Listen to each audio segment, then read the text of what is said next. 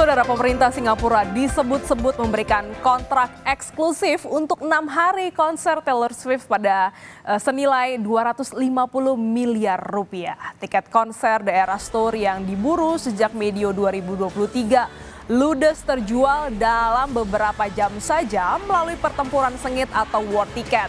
Singapura sudah kerap menampilkan musisi-musisi kondang tingkat dunia. Selain berhasil menampilkan Taylor Swift, Singapura juga pernah menghadirkan Coldplay, Ed Sheeran, dan Fall Out Boy. Singapura kontrak eksklusif devisa Indonesia terbang.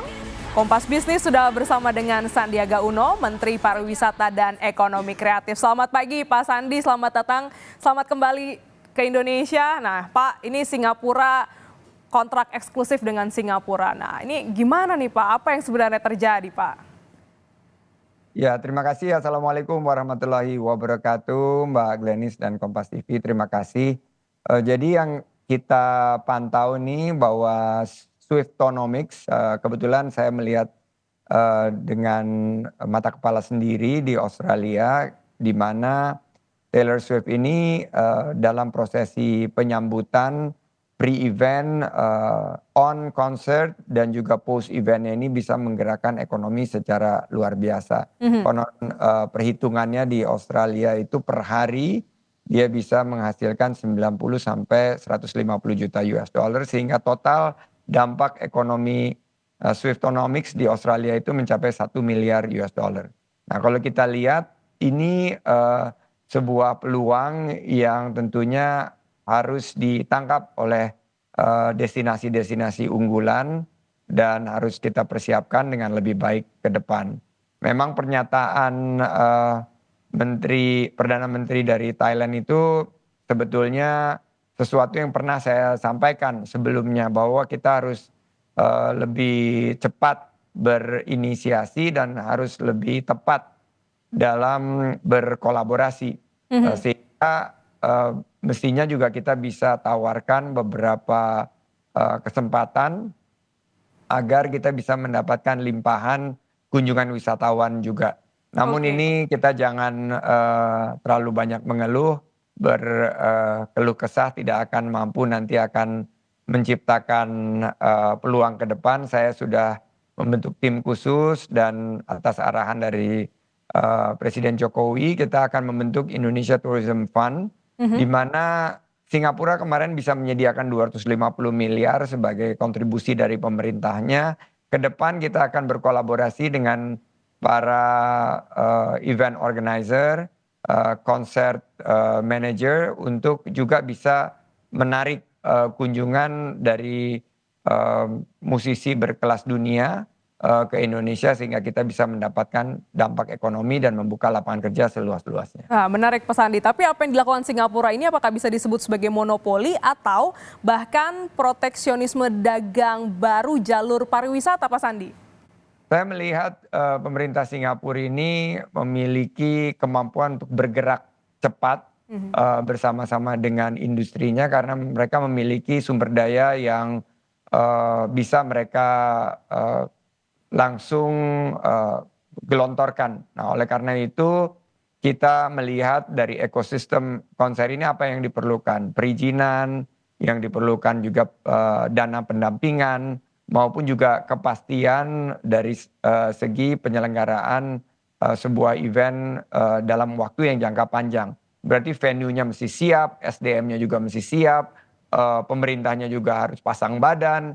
Seperti yang kita perlihatkan di Coldplay kemarin. Coldplay ternyata begitu satu hari mereka konser, mereka melihat bagaimana antusiasme dari masyarakat kita dan mereka juga mendapat kesempatan untuk melakukan kegiatan untuk pelestarian alam dan keberlanjutan lingkungan. Jadi kita harus menawarkannya itu konsepnya bukan hanya mereka datang berkegiatan terus kita mendapatkan manfaat ekonominya, tapi juga bagaimana dampak mereka dalam kehadirannya di Indonesia ini juga bisa membantu pengurangan emisi karbon, bagaimana mereka juga mendorong ekonomi hijau, dan ini yang ke depan nanti akan lebih banyak kita tawarkan dalam sebuah konsep yang terintegrasi. Oke, Pak Sandi, nah apa yang dilakukan oleh Singapura ini sebenarnya lazim atau enggak sih? Atau ini sesuatu hal yang baru? Bagaimana juga dampaknya bagi Indonesia yang juga senang sebenarnya ada konser-konser di Indonesia ini? Yang dilakukan Singapura, ini pendekatannya sangat pendekatan, korporasi dan entrepreneurial. Mereka melihat sebuah peluang, mereka melihat bahwa Singapura siap, mereka langsung ikat dalam bentuk eksklusivitas atau dalam, sebuah, kerjasama yang, lebih, memberikan dampak, maksimal kepada perekonomian tentunya Singapura. Mhm. Nah, ini kita ada yang mengkritisi, seperti, dilakukan oleh Perdana Menteri Thailand. Kalau saya melihatnya ini sebagai sebuah koreksi bagi kita, bagi Indonesia. Mungkin ke depan kita bisa kerjasama. Karena kalau kita lihat kan kunjungan dari penonton dari Indonesia ini pasti besar sekali dan ini akan menambah jumlah dari emisi karbon. Bagaimana kita berbagi dan kita hitung secara keseluruhan mungkin kalau kita lihat, kita bisa mengarahkan 4 hari di Singapura atau 2 hari di Indonesia, tempatnya itu bisa di venue yang kita siapkan berkelas dunia seperti GBK ataupun, venue-venue lainnya dan kita betul-betul tampilkan, sesuatu yang lain. Nah ini, adalah PR kita makanya saya akan, mengadakan pertemuan dengan, teman-teman dari Singapura, bagaimana kita bisa bekerja lebih, erat lagi ke depan karena Mhm. kita kan dalam lingkup kerjasama ASEAN. Kita harus, juga mampu selain berkompetisi kita bisa berkolaborasi. Oke, nah Pak Sandi kalau kita bisa bilang Swiftonomics ya, daerah tours. Bisa dibilang pemerintah Singapura ini berinvestasi, ada government to business di belakang panggung. Benarkah ekonomi multiplier effect-nya ini lebih besar ketimbang nilai konsernya sendiri? Oh jelas lebih besar kita lihat bahwa kalau misalnya yang angka yang sempat dikutip 250 miliar investasinya, tapi kalau setiap konsernya bisa mencapai 1,5 triliun, ini dalam, hitungan, mmm, perkalian aja sudah, lebih dari 5 kali lipat dampaknya dari investasi yang 250 miliar ini. Berarti, ini sebuah langkah yang, cerdas, oleh, para pelaku ekonomi kreatif di negara tetangga yang harusnya menjadi inspirasi bagi kita nanti ke depan. Saya akan mengumpulkan para pelaku, ekonomi kreatif, Mhm. para, eee, event organizer atau concert manager ini juga untuk menawarkan sebuah pendekatan yang serupa. Mungkin kita era tools ini nggak dapat, tapi kita bisa dapatkan dari, kesempatan-kesempatan lainnya. Oke, Pak Sandi belajar dari Singapura tentunya ya. Promotor Singapura ini dapat dukungan pemerintah berupa insentif dan tax holiday. Mereka juga dipermudah birokrasi dan perizinan menggelar konser. Bagaimana dengan Indonesia? Jadi Indonesia ini belajar, dari penyelenggaraan, Coldplay dan Blackpink, dampak ekonominya sudah sangat terlihat. Berarti ke depan, setelah kita, pelajari bahwa peran pemerintah itu selain daripada perizinan dan, selain daripada, kepastian keamanan dan kepastian daripada jadwalnya, adalah dana pendampingan. Karena kalau kita lihat, dunia usaha ini juga menginginkan, eee, sebuah keterlibatan dari, pemerintahan.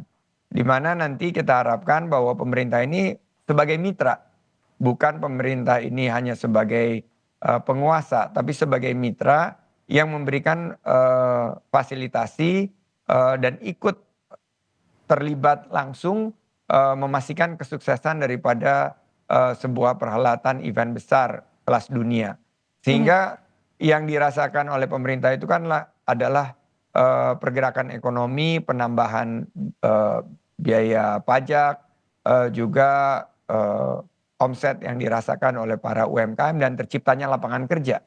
Jadi ini nanti ke depan, kita sudah siapkan Indonesia Tourism Fund ini, untuk memfasilitasi. Awalnya kita akan memulai dengan 2 triliun, ini merupakan angka yang diberikan oleh Presiden, sehingga nanti kita mulai membidik konser-konser atau event-event. Jadi bukan hanya konser ya, tapi event-event olahraga, event-event internasional, seni dan budaya.